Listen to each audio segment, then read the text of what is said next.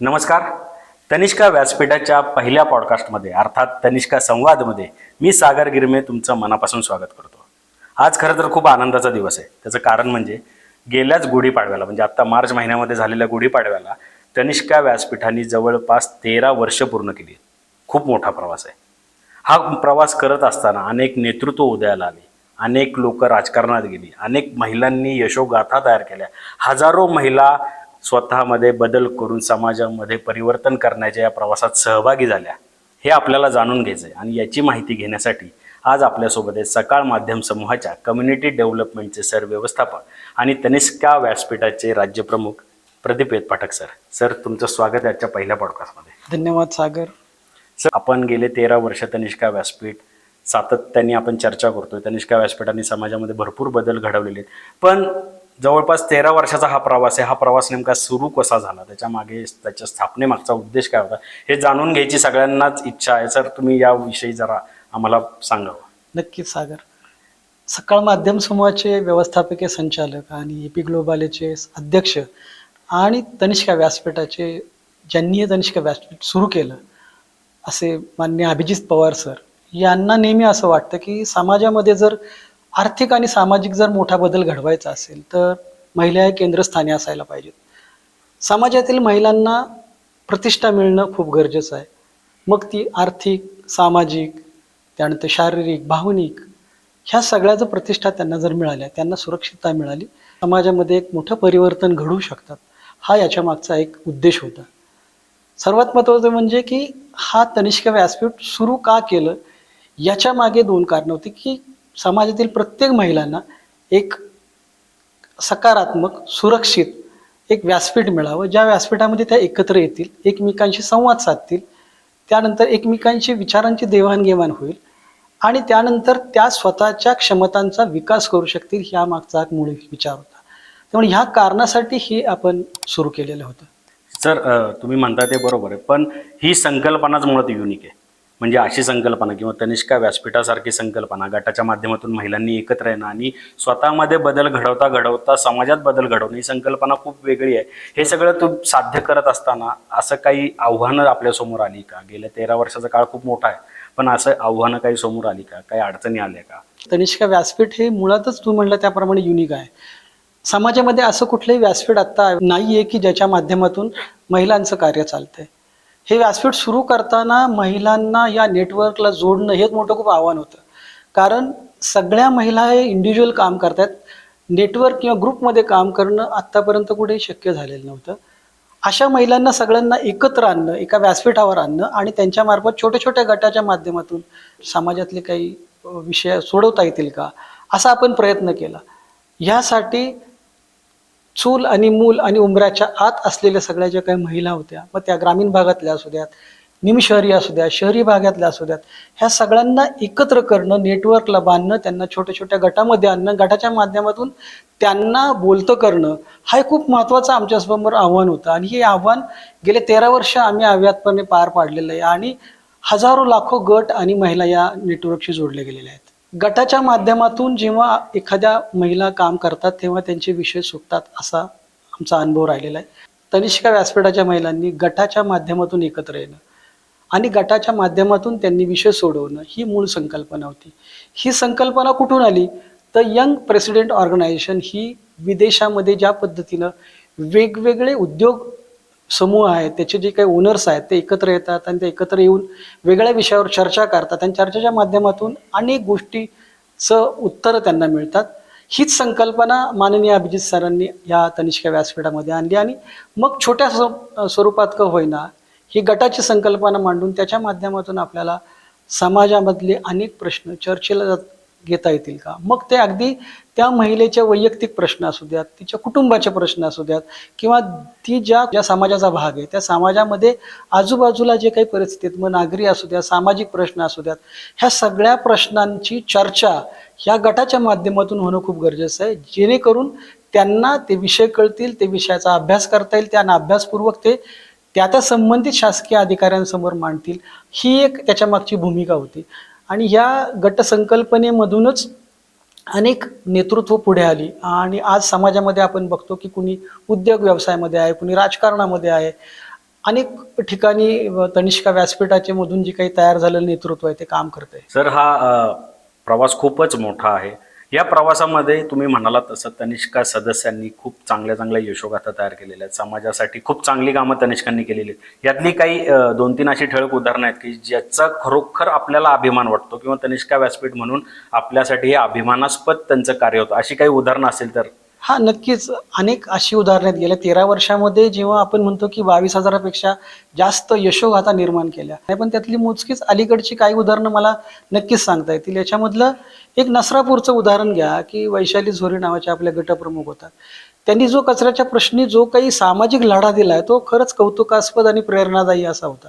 आणि त्यांनी जो काही समाजाच्या विरोधात जाऊन समाजामधले जी काही इतर जी काही लोक आहेत त्यांच्या विरोधात जाऊन जो प्रश्न त्यांनी तडीस नेला, ज्या पद्धतीनं गटाच्या माध्यमातून त्यांनी सगळ्या महिलांना एकत्र केला आणि प्रश्न शासनाच्या दरबारी जाऊन तो सोडवण्यासाठी स्वतः प्रयत्न केले, हे खरंच कौतुकास्पद आहे. अनेक महिला ज्या आहेत त्या स्वतःच्या व्यवसाय उभे केले, ज्यांनी हॉटेल्स उभी केली, त्याच्यामधून अनेक त्यांनी आर्थिक त्यांच्या कुटुंबाला मदत झालेली आहे.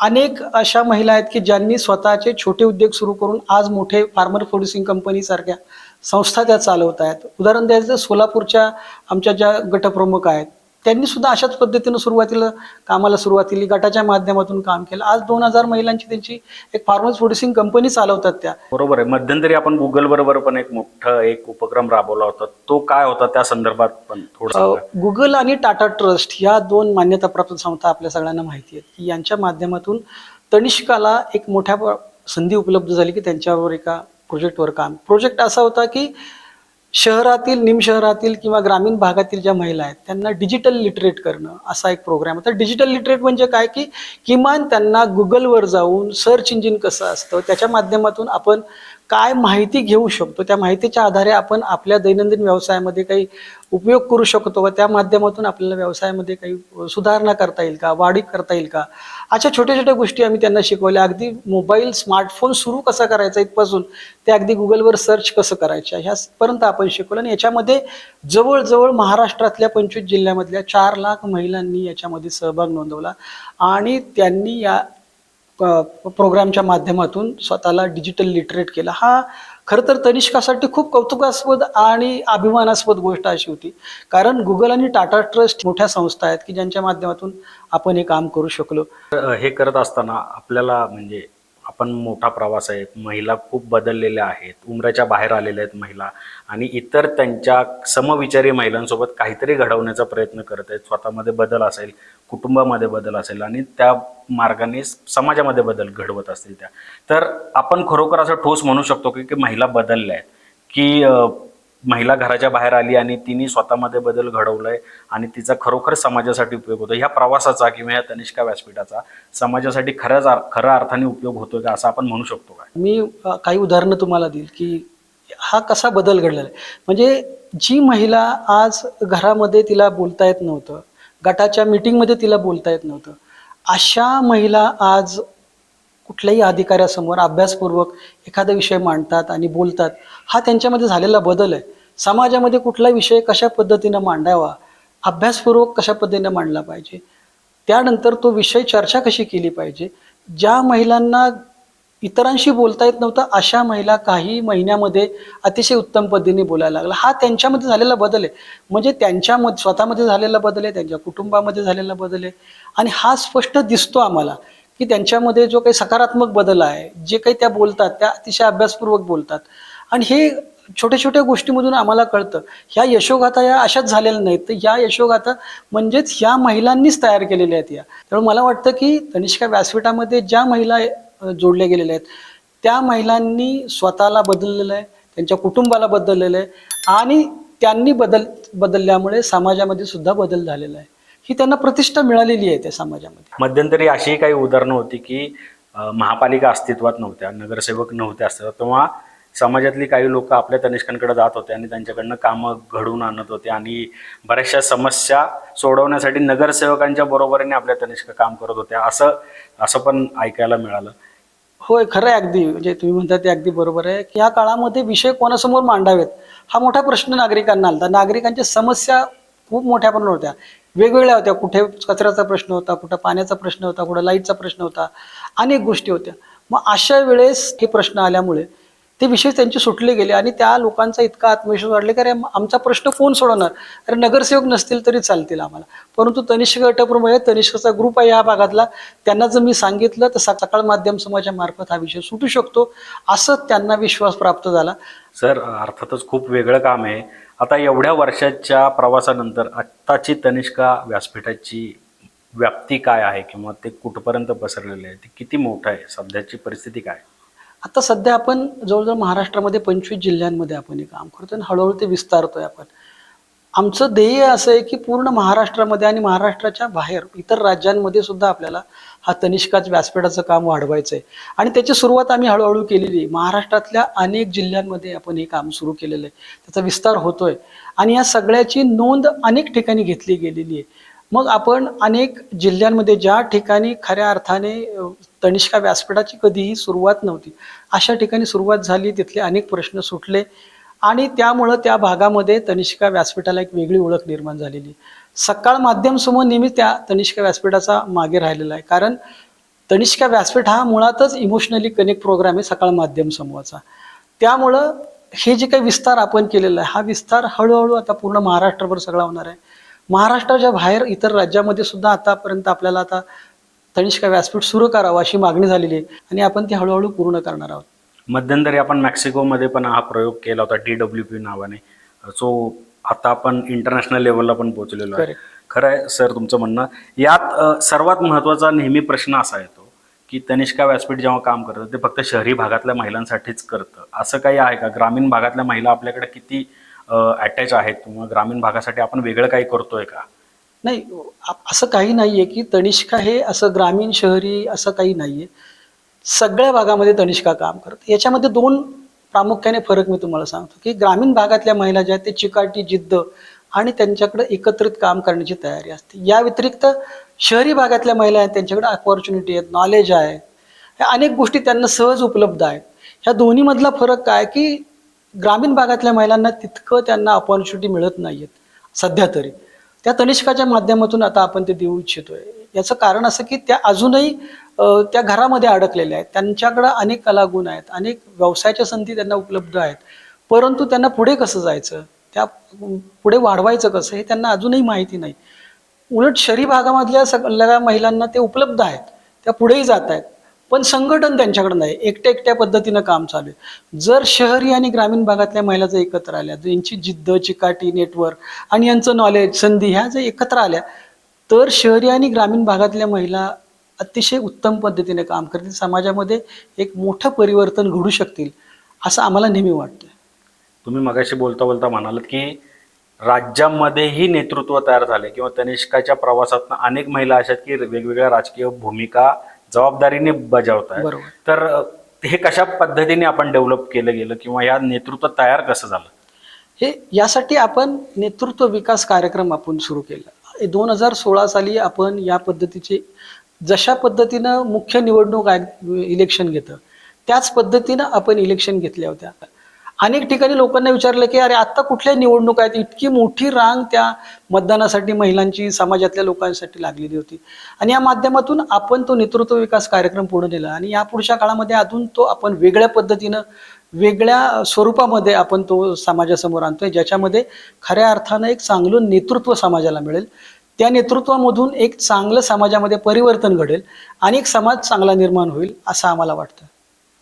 सर, हे करत असताना आता राजकीय नेतृत्व तयार झाले, अनेक महिला अशा आहेत की ज्या घराच्या बाहेर पडल्यात, काहीतरी वेगळं काम करत आहे, पण हे पुढं नेत असताना सकाळ माध्यम समूहाचे व्यवस्थापकीय संचालक असतील किंवा तुम्ही असाल, यांचं एकंदर व्हिजन काय असणार आहे? नेतृत्व विकास कार्यक्रम हा एक वेगळ्या पद्धतीने पुढे नेण्याचा आमचा प्रयत्न आहे. याच्यामध्ये अभिजित सरांनी नेहमी म्हणलं आहे की स्वतःमध्ये आधी बदल करा, म्हणजे ऑटोमॅटिकली इतरांमध्ये बदल होईल किंवा समाजामध्ये ज्या काही महिला आहेत त्यांच्यामध्ये बदल.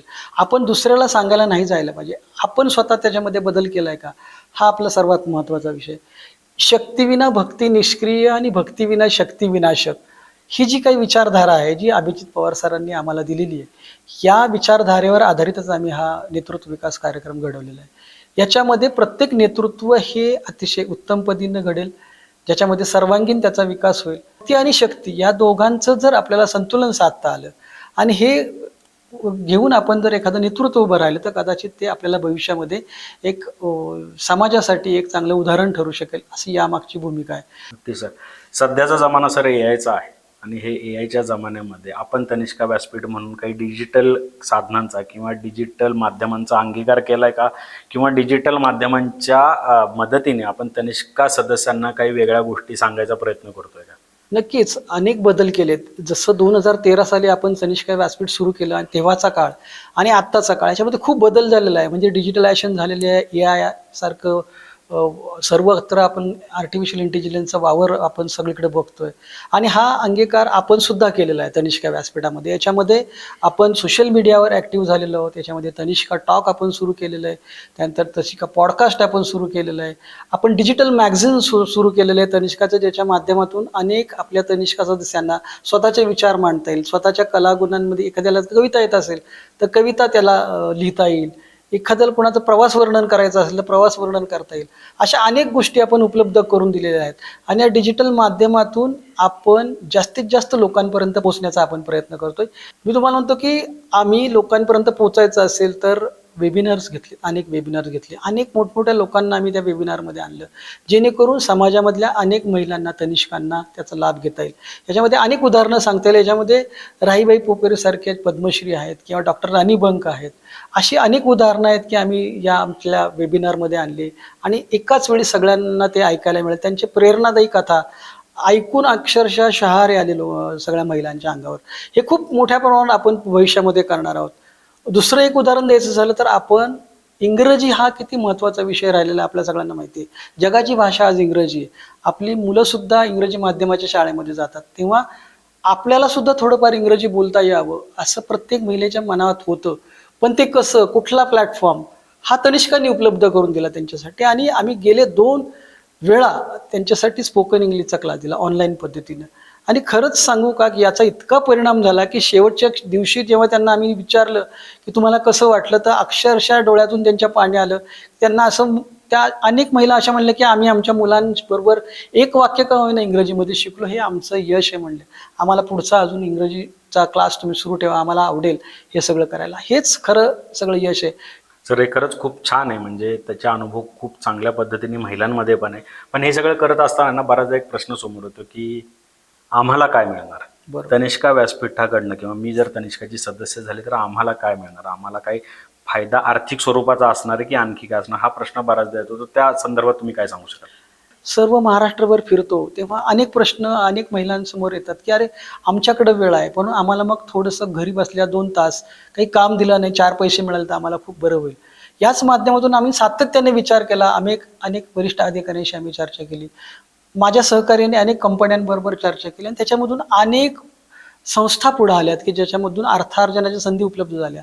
उदाहरण द्यायचं झालं तर तुम्हाला मी सांगतो की MSIRTC आणि हेनेक्स ही कंपनी आहे, यांनी तनिष्का बरोबर करार केला, ज्याच्या माध्यमातून ही पार्सल कुरिअर सेवा जी STच्या माध्यमातून ती सुरू झालेली, त्याचा लाभ तनिष्का ते पार्सल सेवा सुरू करू शकते. त्याच्यामधून तिला चांगल्या अर्थार्जन संधी उपलब्ध होऊ शकतात. मिनिस्ट्री ऑफ टेक्सटाईल बरोबर आपण करार केला. याच्या माध्यमातून आपल्याला अनेक ट्रेनिंग त्यांच्यासाठी उपलब्ध आहे, ज्याच्या माध्यमातून त्या मोठ्या प्रमाणावर अर्थार्जन संधी उपलब्ध करू शकतात. त्यांना गव्हर्नमेंटचं सर्टिफिकेशन मिळू शकतं. आपण जेव्हा असं म्हणतो ना की आपण काहीतरी समाजाचं देणं लागतो, तेव्हा अशा संस्था पुढे येतात आणि त्यांनाही वाटतं की अरे ह्या महिलांच्या मार्फत जर आपण ही योजना राबवलं तर कदाचित त्यांना 4 पैसे मिळू शकतील आणि त्याच्या माध्यमातून त्यात कुटुंबाला त्यांच्या एक हातभार लागू शकतो. सर ही तनिष्का व्यासपीठाची ही खऱ्या अर्थाने एक चळवळ आहे, समाज परिवर्तनाची चळवळ ज्याला आपण म्हणतो. पण हे करत असताना जास्तीत जास्त महिला आपल्याकडे जोडल्या जाव्यात किंवा तनिष्का व्यासपीठाचे सदस्य होऊन त्यांनी स्वतःमध्ये बदल घडवावेत, याच्यासाठी काही नवीन उपक्रमांची आखणी आपण करतो का या वर्षासाठी? हो नक्कीच. आपण आत्ता नेतृत्व विकास मगाशी म्हटलं त्याप्रमाणे नेतृत्व विकास कार्यक्रम 2.0 आपण आत्ता सध्या सुरू करत आहोत. ह्या माध्यमातून आपण एक नेतृत्वाची वेगळी एक संकल्पना समाजासमोर मांडत आहोत की ज्याच्या माध्यमातून एक चांगलं नेतृत्व उदयास येईल. समाजासमोर त्याचं एक वेगळं स्वरूप आपल्याला बघायला मिळेल आणि त्या माध्यमातून समाजातल्या अनेक महिलांना ज्यांना असं वाटतं की आपल्याला काहीतरी करायचं आहे, मला एक राजकारणामध्ये पुढे जायचं आहे, मला एक सामाजिक कामामध्ये कार्यामध्ये पुढे जायचं आहे, तर अशा महिलांसाठी आम्ही अतिशय उत्तम कार्यक्रम घेऊन येतो, ज्याच्यामध्ये त्यांचा सर्वांगीण विकास होणार आहे. याच्यामध्ये फक्त त्यांना स्वतःला स्वावलंबी होण्याइतकं नाही, तर त्याच्यामध्ये त्यांचे नेतृत्व विकास गुण होईल, त्यांना वेगवेगळे कायद्याचा अभ्यास मिळेल, त्यांना RTI म्हणजे काय याची माहिती मिळेल. अशा अनेक गोष्टी आहेत की या नेतृत्व गुण विकास कार्यक्रमामध्ये आपण आणणार आहोत आणि या माध्यमातून त्या महिलांना खरंच एक वेगळा आत्मविश्वास निर्माण होईल आणि हे करत असताना समाजामधल्या अनेक महिला आपल्याशी जोडल्या जाणार आहेत. हे एक आमचं एक महत्त्वाचं पाऊल असणार या पुढच्या काळामध्ये की ज्याच्यामध्ये समाजातल्या जास्तीत जास्त महिलांनी या उपक्रमामध्ये यावं आणि स्वतःच्या सर्वांगीण विकासासाठी काम करावं. स्वतःचा विकास झाला तर अर्थात त्यांच्या कुटुंबाचा विकास होईल आणि समाजामध्ये अर्थात एक चांगलं नेतृत्व आपल्याला उदयास येईल असं आम्हाला वाटतं. सर, हा खूप मोठा पल्ला आहे. हा पल्ला पार करत असताना अनेक आव्हानं तुमच्या समोर आली, पण हे करत असताना आत्ताही खूप आव्हानांचा सामना करावा लागतोय. हे सगळं करत असताना पुढच्या 5 वर्षांनी तुम्ही तनिष्का व्यासपीठाला कुठं बघताय?